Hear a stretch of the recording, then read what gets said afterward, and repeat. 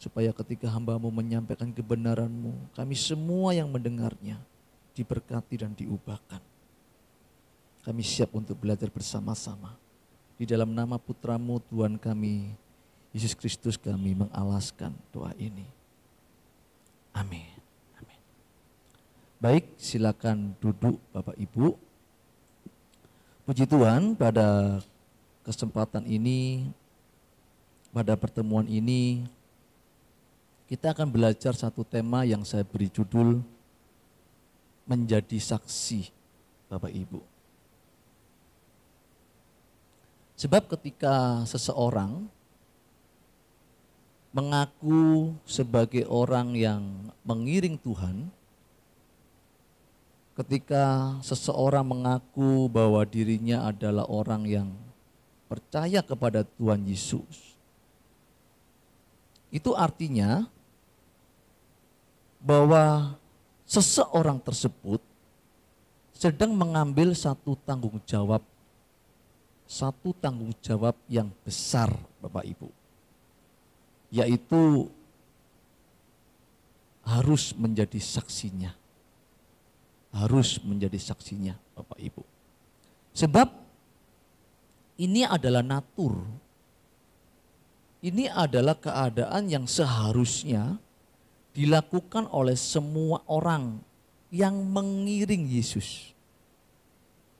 Bagaimana Pak kalau kita sebagai orang yang mengiring Yesus tapi kita tidak bersedia menjadi saksinya? Berarti orang-orang seperti itu, orang-orang yang demikian tidak pantas disebut sebagai orang percaya atau orang yang mengiring Tuhan. Dengan demikian Bapak Ibu, menjadi saksinya itu harus menjadi sebuah gaya hidup, menjadi sebuah kehidupan yang dilakukan di dalam setiap kehidupan kita dari detik-detik hidup kita, Bapak Ibu. Di dalam Kisah 1 ayat 8, ini satu pernyataan yang sangat penting. Saya akan bacakan. Tetapi kamu akan menerima kuasa kalau Roh Kudus turun ke atas kamu, dan kamu akan menjadi saksiku di Yerusalem, di seluruh Yudea dan Samaria, dan sampai ke ujung bumi. Jadi ketika Bapak Ibu dan saya menjadi orang percaya, menjadi orang yang mengiring Yesus, maka Bapak Ibu tidak bisa tidak harus menjadi saksi Tuhan, Bapak Ibu. Menjadi saksi Tuhan ini adalah hukumnya wajib. Hukumnya wajib. Tidak bisa tidak, Bapak Ibu. Karena orang-orang yang percaya Bapak Ibu jika belajar kekristenan pada abad mula-mula, para murid yang memulai, dia mengatakan bahwa Yesus yang kamu salibkan, Yesus yang kamu aniaya, dia menjadi Tuhan dan kami adalah saksinya. Dan kalau Bapak Ibu belajar sejarah para martir mereka sampai disebut sebagai orang seperti Yesus, seperti Kristus. Sehingga muncul nama Kristen itu akibat dari orang-orang yang bersedia menjadi saksi. Saya membaca buku martir, itu mereka yang dianiaya, disuruh menyembah Baal atau berhalanya dari kaisar. Mereka mengatakan lebih baik aku mati seperti saudara-saudaraku.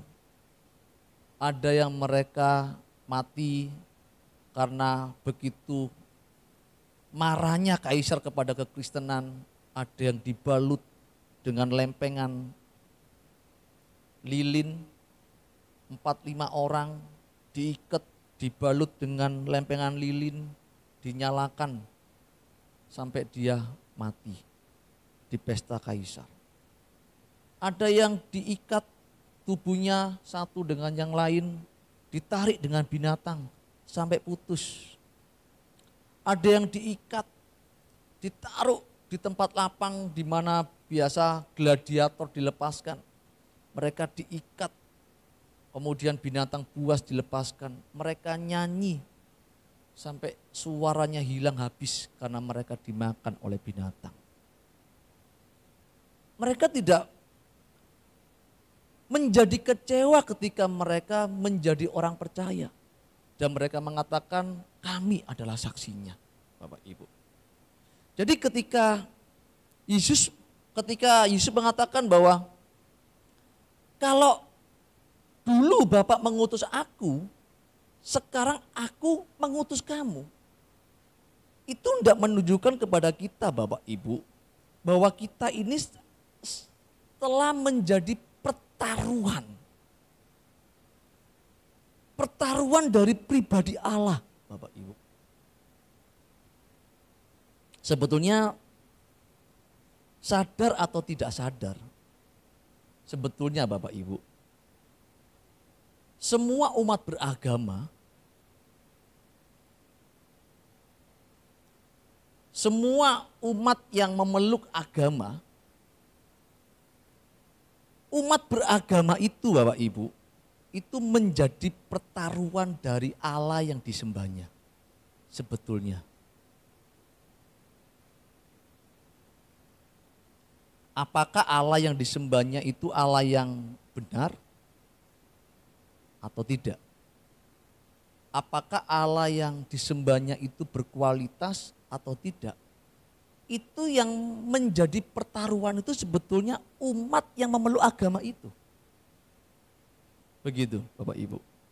Makanya ketika Tuhan berkata kamu akan menjadi saksiku di dalam Kisah 1 ayat 8, di sini termuat pengertian bahwa kitalah yang menjadi pertaruhan dari kehormatan Allah.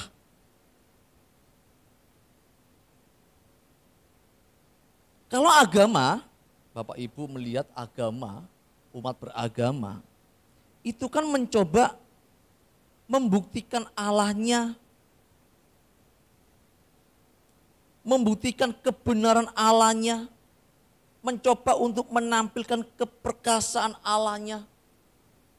Bapak Ibu kalau melihat umat beragama itu mencoba untuk menampilkan kehebatan Allahnya itu, rata-rata Bapak Ibu pada umumnya itu mereka mencoba menampilkan untuk membela Allahnya itu rata-rata menggunakannya dengan fisik Bapak Ibu.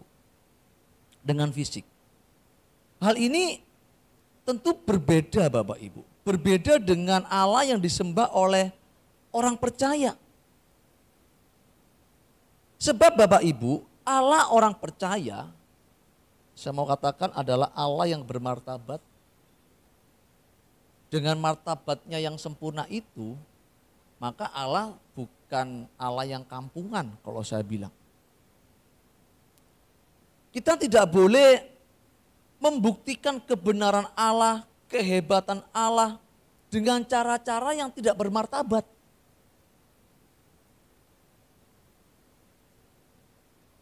Kalau agama-agama pada umumnya itu kan mencoba untuk membuktikan Allahnya hebat lewat apa biasanya? Lewat fisik kan? Orang Kristen yang dewasa tidak boleh demikian, Bapak Ibu. Itu anak-anak. Itu anak-anak. Saya teringat dengan saya dulu tinggal di salah satu pemukiman dan biasa namanya anak kecil itu kan suka pamer-pamer kehebatan orang tuanya kan. Kalau papanya bisa beli motor, si anaknya bilang, papaku punya motor baru, papamu punya apa? Gitu. Karena si temennya papanya nggak punya motor, papanya belum bisa motor, papaku punya ini sepeda 4. Membanding-bandingkan kehebatan orang tuanya dengan fisik. Dan ini yang saya lihat di pemandangan kehidupan orang-orang Kristen hari ini, itu mencoba untuk menampilkan kehebatan Allahnya itu seperti agama-agama pada umumnya. Menampilkan kehebatan Allahnya dari fisik.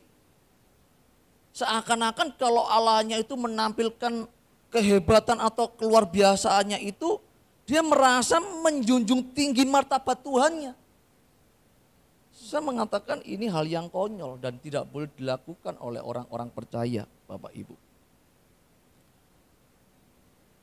Jadi untuk menjunjung tinggi martabat Allah yang sempurna itu, maka kitalah yang menjadi pertaruhannya, Bapak Ibu.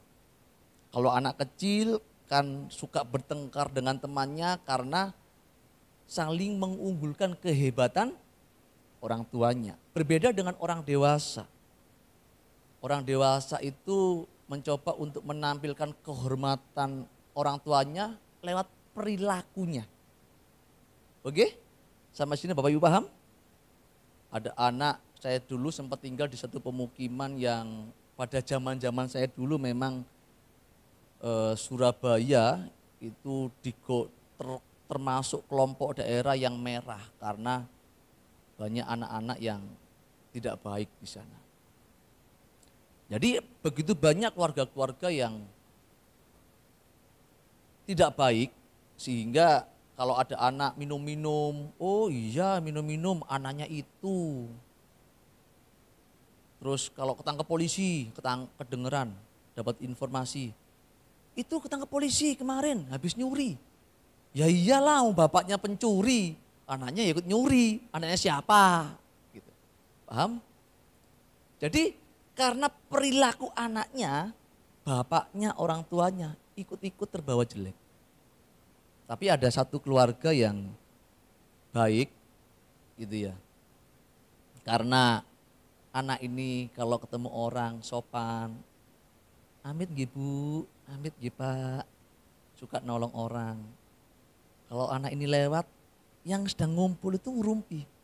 Itu loh anaknya baik, anaknya bapak itu baik. Anaknya itu sopan. Senang aku kalau punya mantu seperti dia itu. Karena anaknya bersikap baik, maka orang tuanya martabatnya dijunjung tinggi, Bapak Ibu. Itu orang yang dewasa. Makanya kalau hari ini saya melihat wajah gereja yang mencoba untuk ikut-ikutan dengan cara agama-agama pada umumnya yang mencoba untuk menampilkan kehebatan Allahnya secara fisik, itu adalah cara yang tidak bermartabat, Bapak Ibu. Sampai sini Bapak Ibu paham? Paham? Makanya Bapak Ibu, kita ini menjadi pertaruhan, kita inilah yang menjadi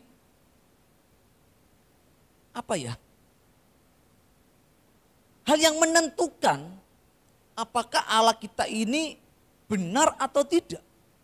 Makanya kita jangan pernah mencoba untuk membuktikan Allah yang benar dengan kekuatan fisik.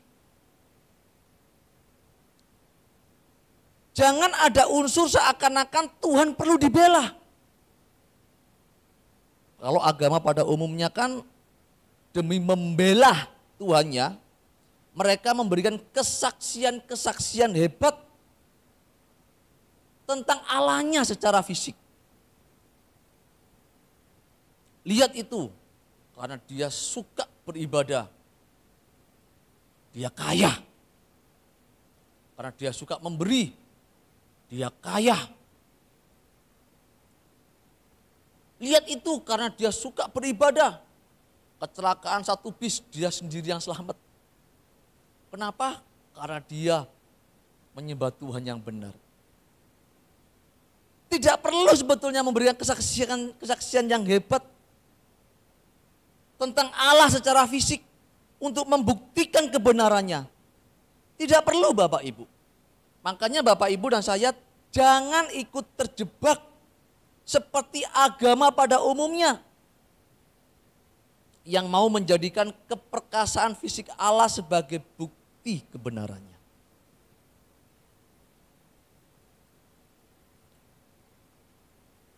Sebab Bapak Ibu, saya melihat tidak sedikit orang beragama yang membela kebenaran dan keperkasaan Allahnya. Mereka berusaha memberikan kesaksian-kesaksian dan pembuktian secara fisik, biasanya dengan mukjizat. Makanya saya bilang, kalau orang beragama berurusan dengan Tuhannya itu selalu dengan mukjizat. Saya melihat banyak orang Kristen terkecoh dan ikut-ikutan, Bapak Ibu. Ikut-ikutan. Makanya saya bilang begini, sebetulnya kesaksian orang percaya itu tidak dapat menjadi saksi, itu dirusak oleh mukjizat. Kok begitu, Pak? Bukankah kekristenan itu menjadi hebat karena mukjizat? Enggak ada. Bapak Ibu kalau belajar sejarah, kekristenan itu bisa merambah Eropa. Kekaisaran Roma yang begitu luar biasa itu dirobohkan oleh murid-murid Yesus yang sederhana. Murid-murid yang ditampar pipi kiri, kasih pipi kanan. Murid-murid Yesus yang dianiaya tidak membalas. Dan kekristenan bisa mengalahkan Eropa, itu bukan menunjukkan hebatnya Allah, bukan. Tetapi dia mengatakan, aku adalah saksinya. Lewat kesaksian hidup para murid, sampai kekaisaran Roma melihat, ini orang-orang kok hidupnya sama seperti Yesus yang kita salib ya. Dinania yang gak membalas. Di depan dikasih ancaman nanti kamu dibakar, ditusuk, dibunuh, disalib. Mereka gak takut. Ini orang macam apa ini? Kok mereka seperti Kristus ya? Kok mereka seperti Yesus lah? Ya, makanya mereka disebut Kristen. Dan kekristenan bisa merambah dunia, itu bukan dengan mukjizat. Dengan apa, Pak? Dengan darah para martir. Darah martir yang sudah jutaan ton, ribuan ton tertumpah. Selama 350 tahun orang Kristen dianiaya. Tanpa perlawanan. Mereka mengasihi musuhnya. Mereka bisa mendoakan orang yang menganiaya dia. Dengan kesaksian hidup itulah banyak orang mau menjadi pengikut Yesus. Bukan dengan mukjizat. Kok bisa begitu, Pak? Iya. Kalau dengan mukjizat, orang di luar Kristen pun bisa, Bapak Ibu. Mentor saya pernah menyampaikan, kalau kamu menang dari sebuah kompetisi, jangan pernah berkata, Tuhan Yesus terima kasih ya, aku telah menjadi pemenang. Bilang begitu. Tuhan Yesus terima kasih, aku sudah menang. Kan itu berbahaya Bapak Ibu. Kok begitu Pak? Kan nanti ada orang di luar Kristen pun juga bisa menang. Dan bisa berkata, terima kasih ya Tuhanku, aku sudah menang. Itu artinya Bapak Ibu, dengan pernyataan yang sepertinya tidak memiliki efek atau dampak. Sebetulnya itu sangat berdampak.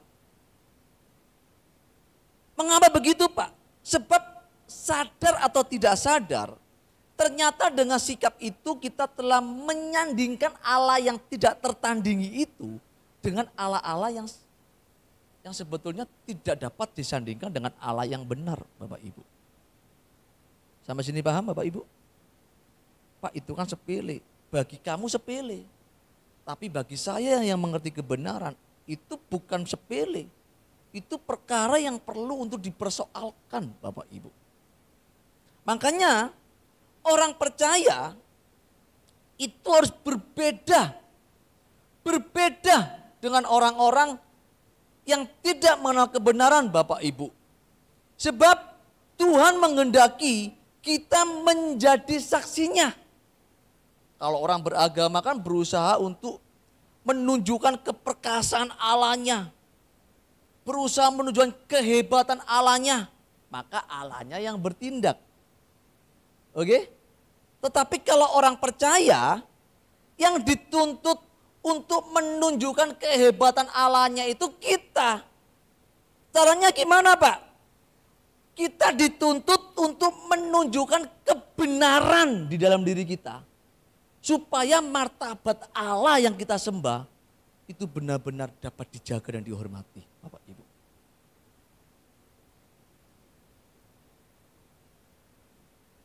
Jadi kalau orang beragama untuk menunjukkan kehebatan Allahnya, Allahnya yang bertindak. Tetapi kalau orang percaya untuk menunjukkan kehebatan Allahnya, kita yang bertindak. Untuk menunjukkan Allah yang benar, maka kita harus mengenakan kebenaran, Bapak Ibu. Jadi ini yang berat, ini yang berbeda. Dan Bapak Ibu dan saya dituntut untuk mengenakan kebenaran ini.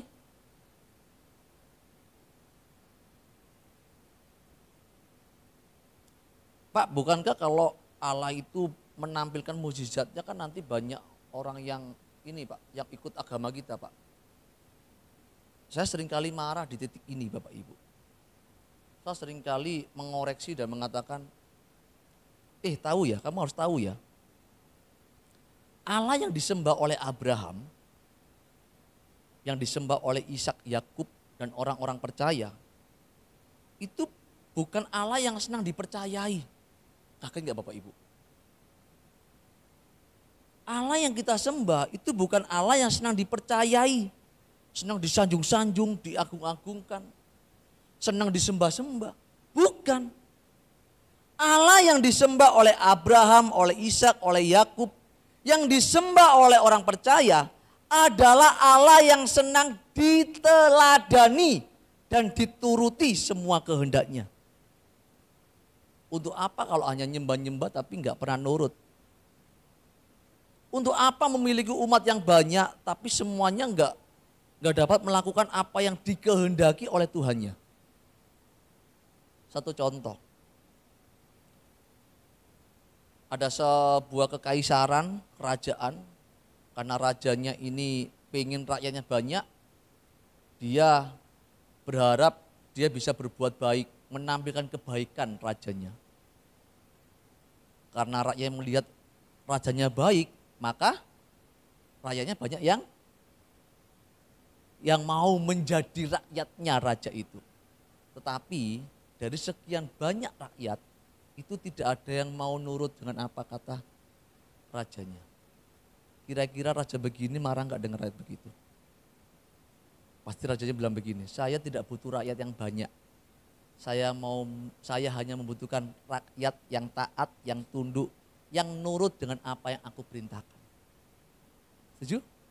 Allah yang kita sembah Bapak Ibu, bukan Allah yang senang disanjung-sanjung. Allah yang disembah-sembah, bukan. Allah yang kita sembah adalah Allah yang ingin diteladani dan dituruti segala kehendaknya Bapak Ibu. Makanya Bapak Ibu jangan pernah berpikir bahwa Allah senang hanya karena kita menjadi Kristen. Bisa bernubuat, bisa mengusir setan, bisa mengadakan banyak mukjizat. Allah tidak senang dengan semua itu.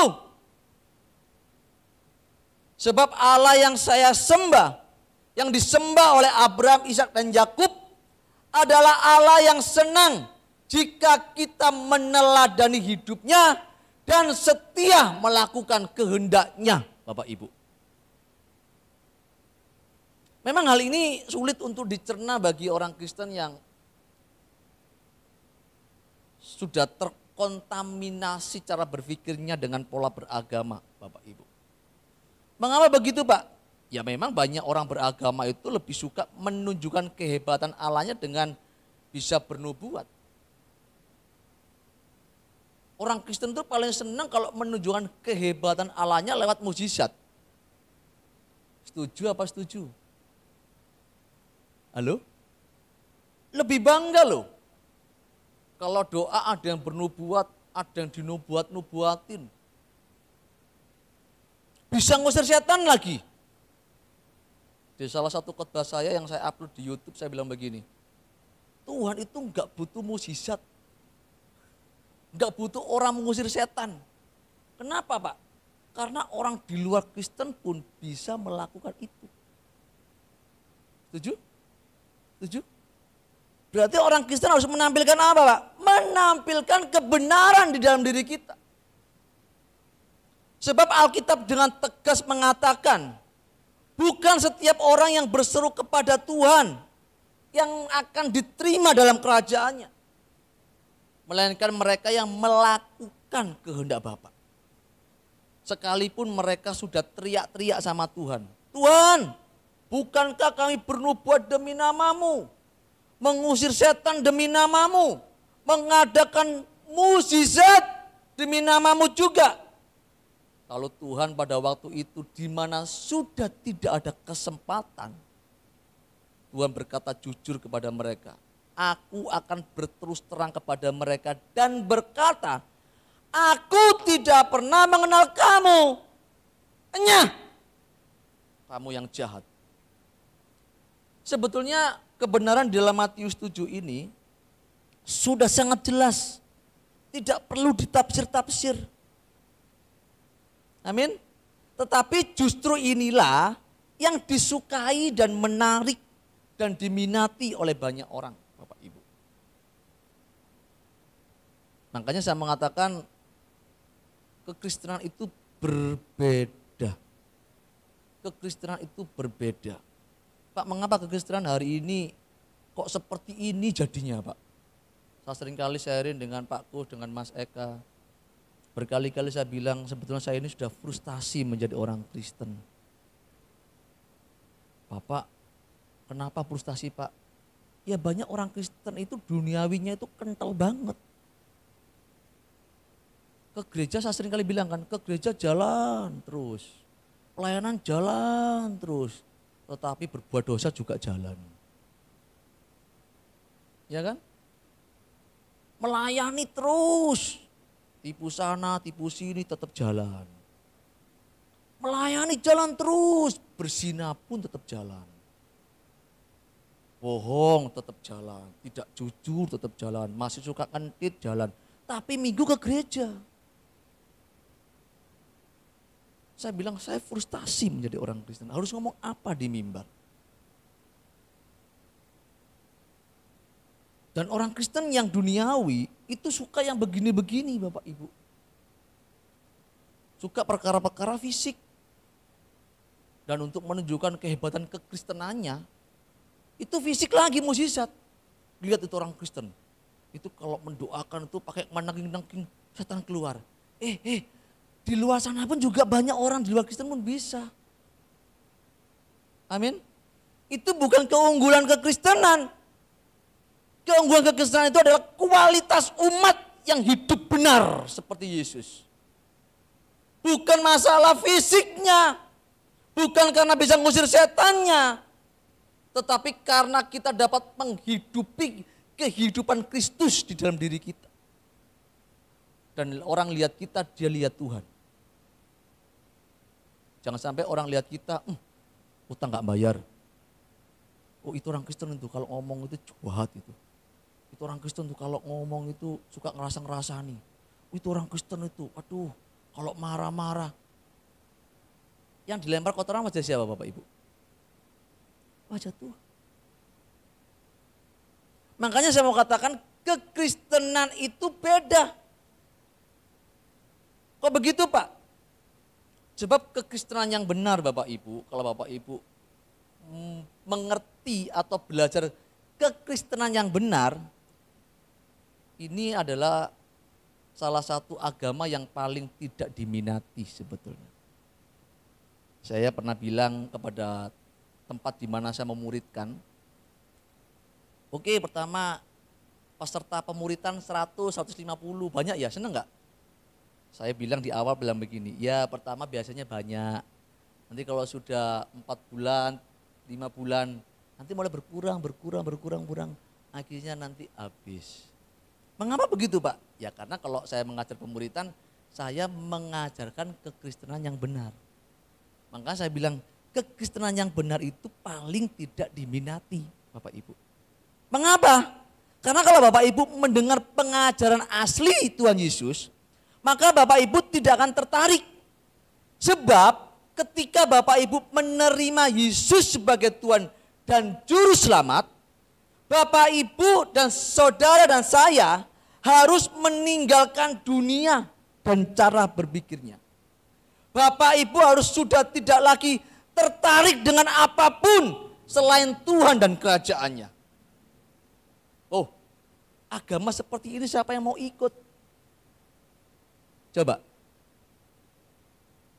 Pak, kalau agama sana enggak apa-apa. Tapi kalau ikut Yesus, Bapak Ibu dituntut untuk meninggalkan dunia dan segala kenikmatannya. Bapak Ibu harus tidak tertarik lagi dengan apapun di dunia ini selain Tuhan. Coba Bapak Ibu. Pak, boleh dong tertarik. Kalau Bapak Ibu masih tertarik kepada sesuatu, itu artinya Bapak Ibu tidak mungkin tidak berkhianat kepada Tuhan. Kok bisa begitu, Pak? Iya. Sebab Tuhan berkata kamu tidak dapat mengabdi kepada dua Tuhan. 100% Tuhan atau tidak sama sekali, Bapak Ibu. Saya punya pasangan hidup. Saya berbilang sama istri saya, kita tidak boleh memiliki ketertarikan dengan yang lain selain mami dan papi. Kalau saya masih bisa tertarik dengan orang lain, itu saya bisa tidak setia kepada pasangan saya. Amin. Kalau Bapak Ibu menjadikan Tuhan sebagai satu-satunya kebenaran, maka Bapak Ibu tidak bisa tidak harus mengabdi kepada Tuhan 100% atau tidak sama sekali. Ini loh kekristenan yang benar. Amin. Ini kekristenan yang harus dibayar, yang harus dipahami Bapak Ibu. Makanya saya mau katakan begini, kekristenan yang benar itu tidak berurusan dengan Allah hanya karena mukjizat. Sebab ini dapat merusak kekristenan. Orang percaya tidak dapat menjadi saksi jika fokusnya pada mukjizat. Sampai sini Bang, Bapak Ibu? Jika Bapak Ibu belajar sejarah kekristenan saya tadi sampaikan, itu saya melihat orang Kristen pada abad mula-mula, mereka berkata, aku adalah saksinya. Itu mereka nggak tanggung-tanggung loh. Ketika orang Kristen dipenjara sama pengawal, sama penjaga penjara, disiksa gak bales, dihukum gak bales, akhirnya si penjaga penjara pun jadi Kristen. Coba. Yang menganiaya, yang mengikat orang-orang Kristen mau dikasih ke binatang. Dia melihat kok gak melawan ya. Orang Kristen diikat mau dikasih makan binatang. Itu malah nyanyi, bersuka cita. Yang ikat mereka itu sampai bilang begini, ini beda ini. Ini beda ini. Akhirnya yang ikat jadi Kristen. Sampai kaisarnya marah. Kenapa kamu harus meninggalkan Baal, kaisar? Karena dia melihat orang Kristen yang menjadi saksi Tuhan. Kebenaran yang dikenakan itu mengubah orang lain. Kalau mukjizat nggak bisa. Kenapa begitu Pak? Ya karena orang lain bisa melakukan itu. Sampai sini paham ya? Paham ya? Makanya Bapak Ibu, orang Kristen yang benar itu tidak menjadikan mukjizat sebagai perburuan. Kalau Bapak Ibu belajar Alkitab ya, di dalam seluruh Alkitab, di sini Bapak Ibu kalau membaca Alkitab seluruhnya, itu di Perjanjian Baru, orang-orang yang mengalami mukjizat pada zaman Yesus, itu semuanya Bapak Ibu melihat 99% orang yang mengalami mukjizat itu orang yang tidak dimuridkan. Orang yang mengalami mukjizat itu orang yang tidak mengenal Tuhan, hanya dengar nama Yesus. Contohnya siapa? Perempuan pendarahan, dimuridkan? Enggak ya? Orang buta, dimuridkan? Orang lumpuh dimuridkan? Ternyata semua orang yang mengalami mukjizat itu tidak dimuridkan. Mereka mengalami mukjizat. Makanya Bapak Ibu, memang benar memang pada zaman Yesus ada mukjizat itu harus ada. Untuk apa Pak? Karena sedang berhadapan dengan orang Yahudi yang fanatik dengan agamanya. Karena orang Yahudi itu kan punya prinsip bahwa yang berhak mengajar itu hanya imam. Sementara Yesus tampil ngajar, bicara tentang kerajaan surga. Dia anak tukang kah? Anak tukang kah? Tukang kayu.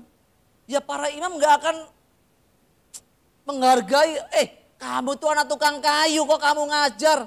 Kamu belajar dari STT mana? Kamu dilantik jadi pendeta dari sinode mana?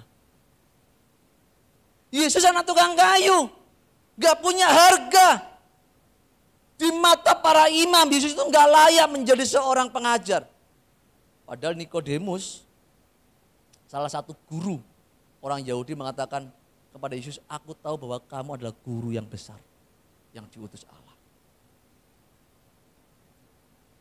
Jadi untuk menunjukkan supaya Injil dapat diajarkan, supaya mereka mau mendengar apa yang diajarkan oleh Tuhan, mukjizat diberikan.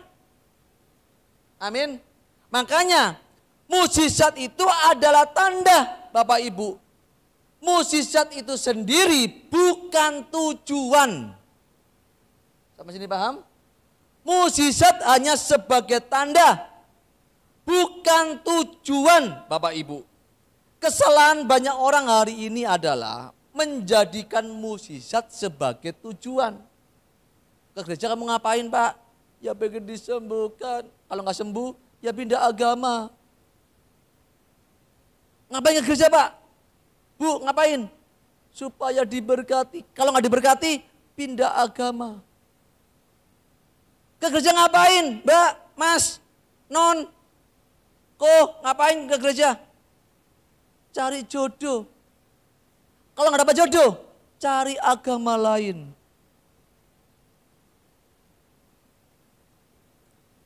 Jadi kalau hari ini Bapak Ibu melihat sebagian besar orang Kristen menjadikan mukjizat itu sebagai tujuan.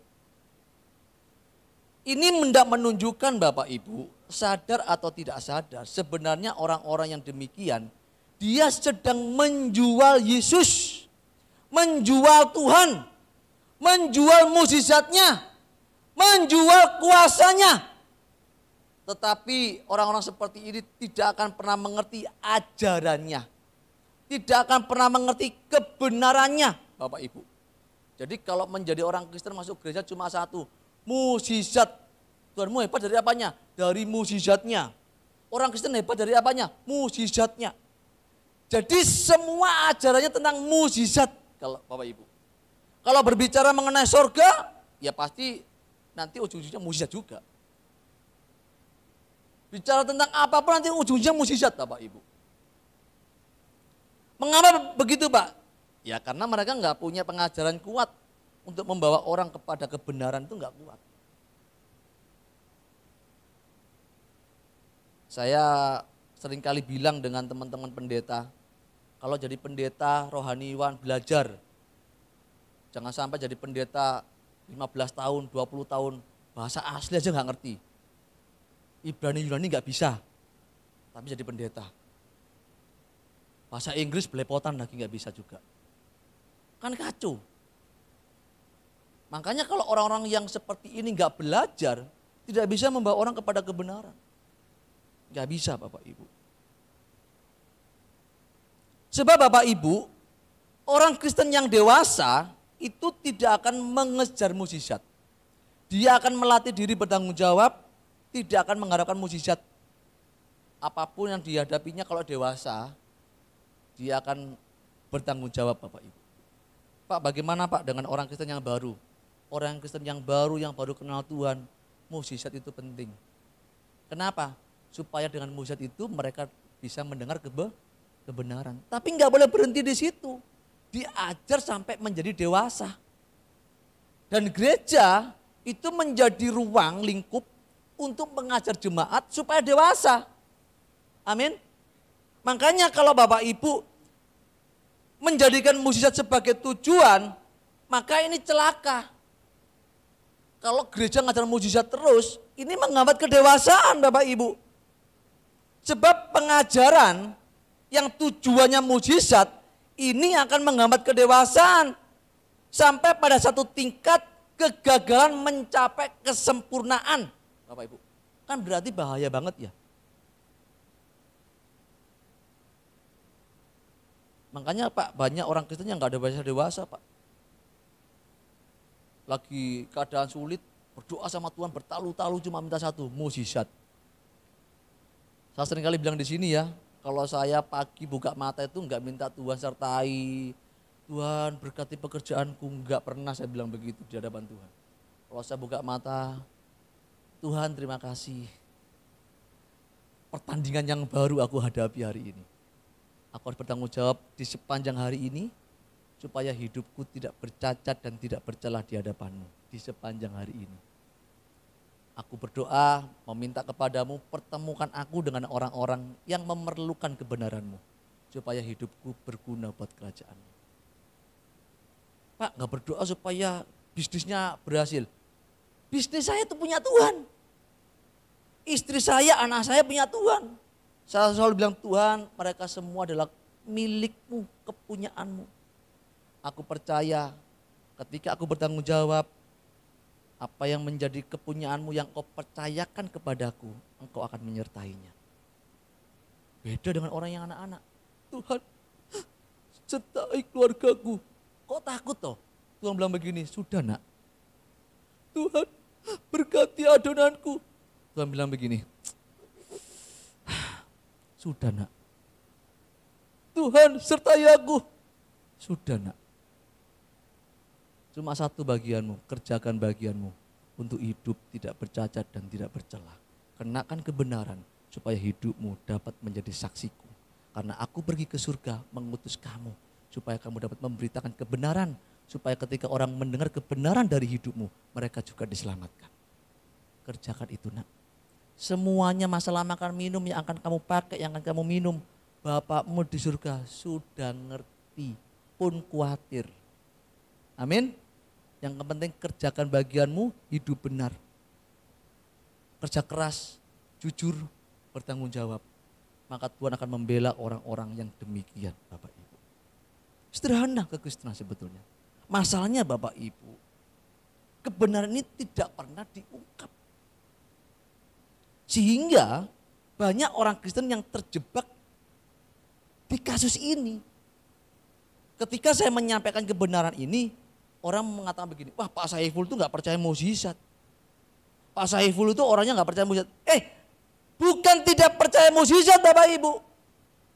Adalah bodoh jika saya tidak percaya mukjizat. Bodoh banget saya.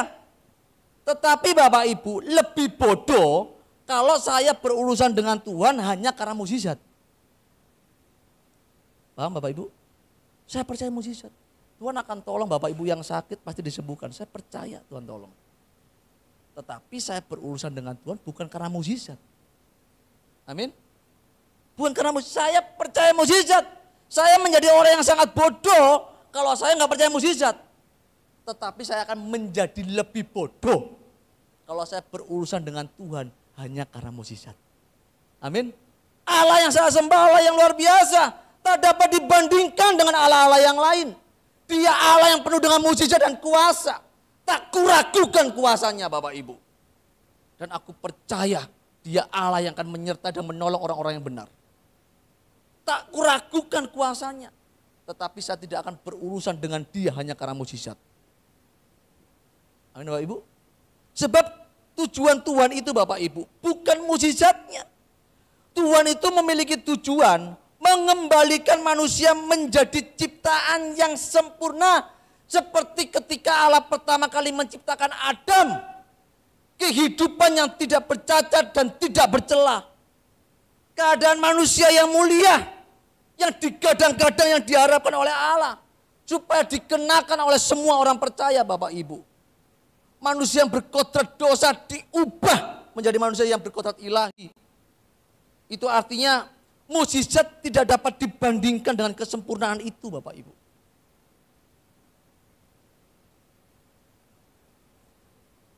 Pak sakit Pak, pengen sembuh. Ya sembuh nggak apa-apa sih, toh mati juga nanti. Mati nggak kalau sembuh? Mati juga. Pak, aku punya masalah ekonomi berat banget Pak. Dipulihkan. Toh juga mati juga. Mana Bapak Ibu?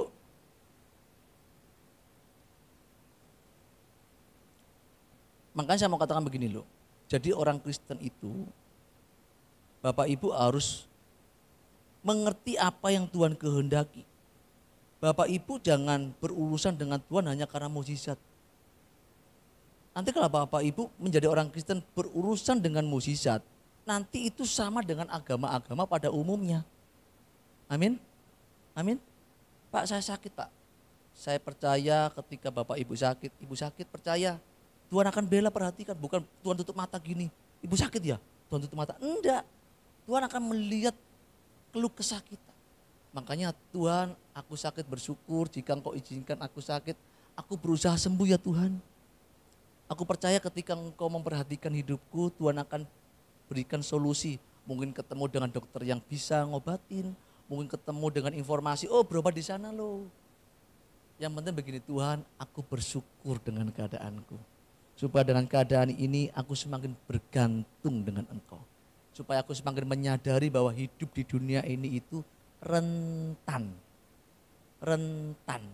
Makanya Tuhan, dengan keadaan ini aku semakin menyadari aku tidak boleh hidup aneh-aneh. Aku enggak boleh hidup sembarangan. Aku enggak boleh hidup ceroboh. Dengan keadaan ini aku semakin menyadari bahwa kekuatan manusia terbatas. Kalau Tuhan sudah bengkokkan sarafnya sedikit saja sudah stroke ya Bu ya. Ibu saya stroke, saya nggak minta doa kesembuhan. Pak Saiful ini pendeta, ibunya stroke nggak minta kesembuhan. Saya nggak minta doa kesembuhan Bapak Ibu, benar saya nggak minta doa kesembuhan. Saya nggak pernah berdoa sama Tuhan di hadapan ibu saya. Tuhan sembuhkan ibu saya nggak pernah. Saya bilang Tuhan terima kasih buat keadaan ini.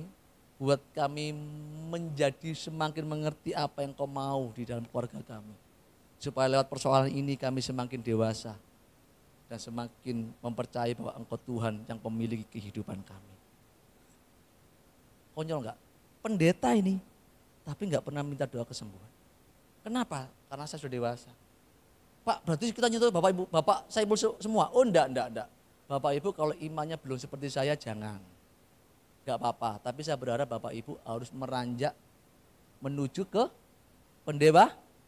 pendewasaan. Itu hukumnya wajib, tidak bisa tidak Bapak Ibu.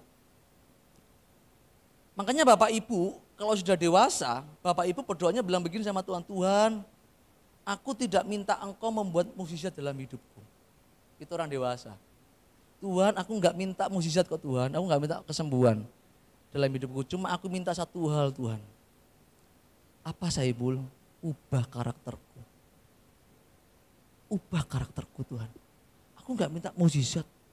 Cuma aku minta satu hal. Ubah karakterku. Supaya aku dapat mengenakan hidup Yesus dalam hidupku. Itu orang dewasa Bapak. Disinilah Bapak Ibu, ketika Bapak Ibu sudah menjadi orang Kristen yang dewasa, Bapak Ibu menjadi saksinya itu maksimal. Makanya Bapak Ibu saya mengatakan begini, jangan pernah berkecil hati ketika pelayanan yang kita lakukan itu tidak disertai mukjizat. Jangan berkecil hati. Bersyukur saja. Bersyukur saja. Kalau Bapak Ibu ikuti pelayanan saya, mungkin tidak banyak mukjizat yang dilakukan. Tetapi dengan ketika Bapak Ibu mendengar kebenaran, saya berharap Bapak Ibu karakternya diubah. Pak Saiful berarti enggak pernah banyak melakukan mukjizat. Ya dulu waktu saya penginjilan, saya seorang penginjil. Saya masuk dari desa ke desa, pelosok ke pelosok Bapak Ibu. Tadi malam sempat cerita sama Pak sama Mas Eka ketika saya ada di Sumatera, di Mesuji Lampung, pedalaman paling dalam. Itu saya banyak melakukan mukjizat yang spektakuler Bapak Ibu. Mukjizat, kok bisa Pak Saiful? Ya karena saya berhadapan dengan orang yang gak kenal Tuhan. Oke? Gak kenal Tuhan, pasti Tuhan dengan kapasitasnya, dengan pertimbangan Tuhan. Oh Tuhan, Saiful ini butuh mukjizat. Ya terjadilah mukjizat. Andai kata Tuhan, aku butuh mujizat enggak? Tuhan bilang, enggak butuh. Ya udah, enggak usah pakai mujizat. Kalau Tuhan bilang, butuh mujizat, ya suka-sukanya Tuhan. Amin. Tetapi saya mau katakan begini, mujizat itu akan dinyatakan kepada orang-orang yang baru, orang-orang yang belum kenal Tuhan. Dan Roh Kudus yang tertib, yang penuh dengan kuasa itu, dia tidak akan pernah meninggalkan orang-orang yang sedang melakukan tugas atau amanat agung dari Bapa, yaitu menyelamatkan jiwa-jiwa. Dan mukjizat itu akan menyertainya. Makanya saya ingat dengan kisah Tuhan bilang kepada para murid-murid, aku akan menyertai kamu. Ya, kamu akan banyak melakukan mukjizat. Berikanlah sebab kamu telah menerimanya dengan cuma-cuma. Para murid itu ketika dia melakukan penginjilan, mereka ngalami mukjizat. Tapi ada waktunya mereka tidak ngalami mukjizat. Amin. Sampai satu titik di dalam kisah para martir, itu semua para murid matinya mengenaskan. Sampai kisahnya Petrus itu ngeri itu. Petrus ketika mendengar bahwa Nero mau membunuh dia, para murid dengar. Petrus, Nero mau membunuh kamu, mencari kamu di sini. Lari, lari. Petrusnya lari. Dia lari ketika mau keluar dari pintu gerbang, dia melihat Yesus berjalan. Kemudian si Petrusnya berlutut, dia tanya sama Tuhan, Tuhan engkau mau kemana? Tuhan bilang begini sama Petrus, aku mau pergi untuk disalibkan 2 kali. Kemudian Petrusnya menangis, kemudian dia kembali ke tempatnya, tempat dia berlari itu.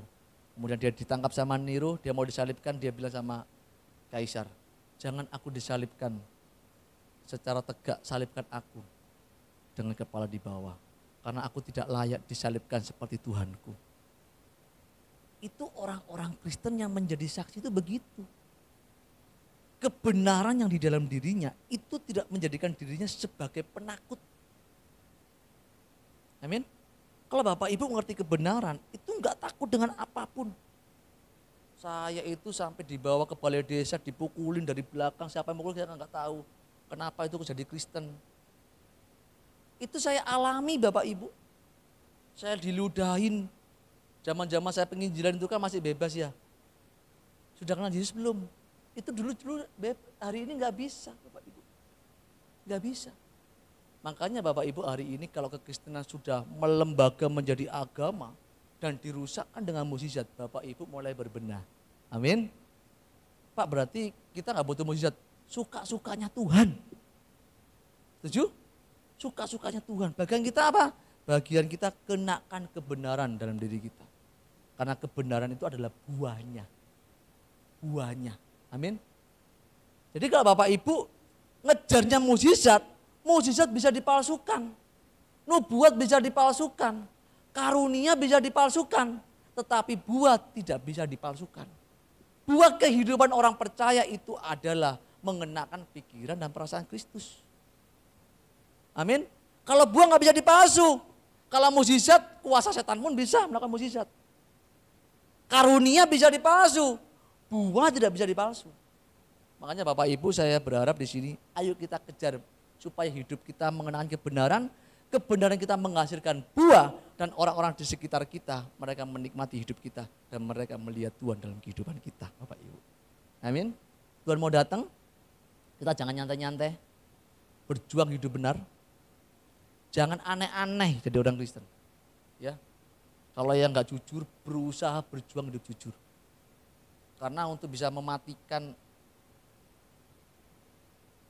atau membasmi kedagingan itu enggak bisa nyantai. Perlu dipaksa. Tuhan, aku mau hidup benar. Aku mau misalnya yang suka bohong. Tuhan, aku mau bertobat dari bohong. Tuhan pasti izinkan nanti ada kesempatan untuk kita berbohong. Disitulah kita ingat, oh ya Tuhan, aku kemarin janji aku mau bertobat dari bohong. Disitulah kita mulai bantai kedagingan kita. Amin. Tuhan, aku suka ngentit, suka mencuri Tuhan. Tuhan ini kan denger kan, oke kamu bertobat ya dari ngentit sama mencuri ya. Nanti pasti Tuhan kasih kesempatan kita bisa mencuri. Paham Bapak Ibu? Ada kesempatan mau mencuri, mulai ingat Tuhan, aku tidak mau mencuri, aku tidak mau mencuri, aku mau jujur, aku mau jujur. Bertobat dari berzina. Oh Tuhan, aku mau bertobat dari berzina. Tuhan pasti kasih kesempatan untuk kita berzina. Oh diam-diam lihat video porno, diam-diam lihat. Tuhan pasti kesempatan. Dan Bapak, Ibu, dan saya harus berjuang untuk mengatakan tidak. Oke? Disitulah momentum kita untuk membantai kedagingan dan kodrat dosa yang ada dalam diri kita. Amin. Saya berharap dengan kebenaran ini kita semua mau untuk berjuang bersama-sama menjadi saksi Tuhan sampai Tuhan datang. Apapun yang terjadi, kita tetap berkata, Tuhan, aku adalah saksimu. Dan aku mau mati untuk Engkau, supaya aku menjadi bagian dari orang-orang yang akan dibangkitkan bersama-sama dengan Tuhan. Tuhan berkati.